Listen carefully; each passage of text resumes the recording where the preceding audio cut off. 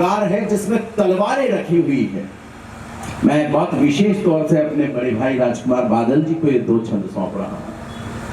तलवारें रखी हुई है और तलवारों के ऊपर छंद और दोहे लिखे हुए हैं।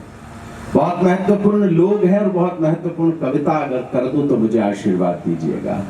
छंद और दोहे लिखे हुए हैं, मेरी दृष्टि पहुंचती है और मैं एक छंद लिखता हूं, आप लोगों के समक्ष सुना रहा हूं, सुन लीजिएगा। कि छंद जब रूपसी के नयनों पे लिखे गए, मीत भी अतीत में निहार के चले गए। छंद जब रूपसी के नयनों पे लिखे गए, मीत भी अतीत में निहार के चले गए।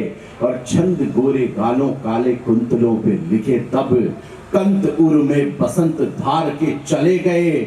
छंद देह मार्ग से स्नेह मार्ग पे गया तो प्रेमी प्रेम पंथ पे पुकार के चले गए। और छंद जो कृपाण पे लिखे गए तो युद्ध वीर प्राण माता भारती पे वार के चले गए। मैंने देखा कुछ अक्षर ब्लर हो गए थे, कुछ अक्षर नजर नहीं आ रहे मुझे, तलवारों पर जो छंद लिखे हुए, दोहे लिखे हुए। और अब तक का सर्वश्रेष्ठ छंद जो अपने जीवन का मानता हूं, वो आज आप लोगों पर निछावर करके जा रहा हूं।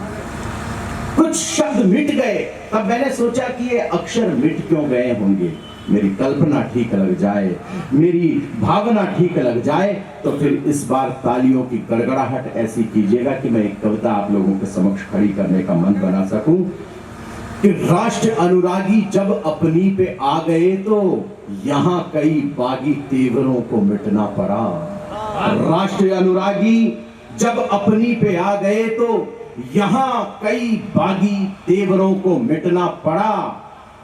वर ने वधु को छोड़ वरली समर भूमि, नबोढ़ा के नए जीवनों को मिटना पड़ा। वर ने वधु को छोड़, चौथी पंक्ति पे आसमान में हाथ खड़े कर दीजिएगा हमारी संस्कृति के लिए। कि वर ने वधु को छोड़ वरली समर भूमि, नबोढ़ा के नए जेवरों को मिटना पड़ा। और युद्ध की भवानी को प्रणाम करके चला तो एक वीर से ही लश्करों को मिटना पड़ा। एक वीर से ही लश्करों को मिटना पड़ा। और शत्रुओं के शीश इतने काटे हैं वीरों ने कि खून से नहा के अक्षरों को मिटना पड़ा।